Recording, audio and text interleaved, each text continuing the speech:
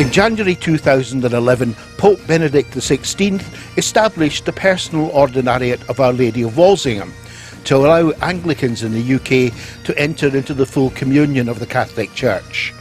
The following year, 2 more ordinariates were established, one in North America, the USA and Canada, and the other in Australia.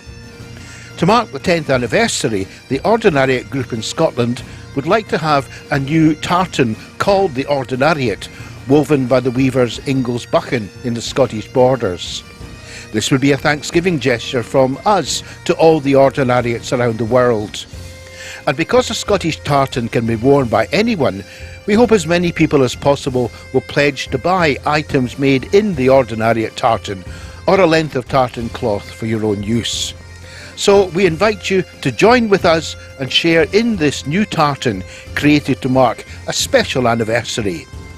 The tartan was designed by Ruth Black, who will now take us through the process of creating this iconic Scottish fabric. The first part of the production process is preparing cones of yarn, one for each thread within the set of the tartan, a total of 432 threads in up to 7 colours. Each cone is mounted on the warping creel seen here on the right, and the yarn is then threaded through a reed to the warping mill, being careful to get the threads all in the correct sequence.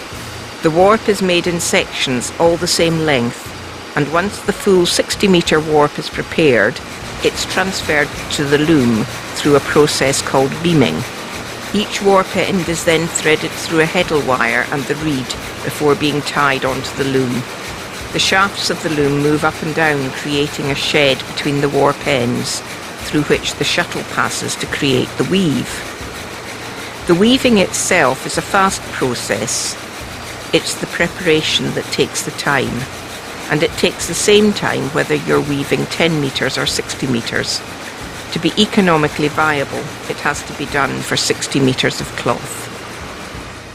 The choice of colours for our tartan came about from 3 sources: the coats of arms of the 3 Ordinariates, the vestments chosen for the Ordinariate of Our Lady of Walsingham, and the colours of the liturgical year.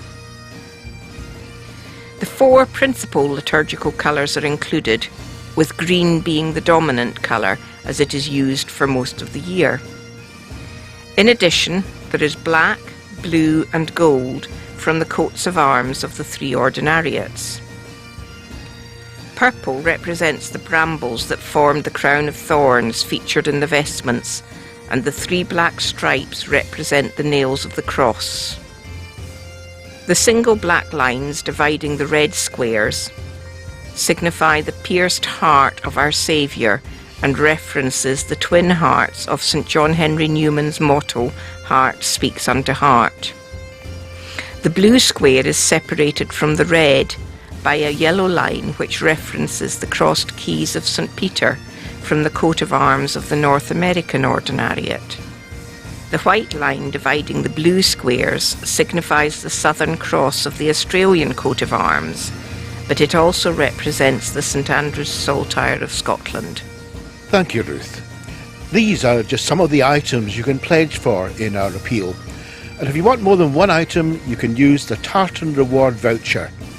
You'll find out more about this and everything else as you explore our Ordinariate Tartan Kickstarter offers.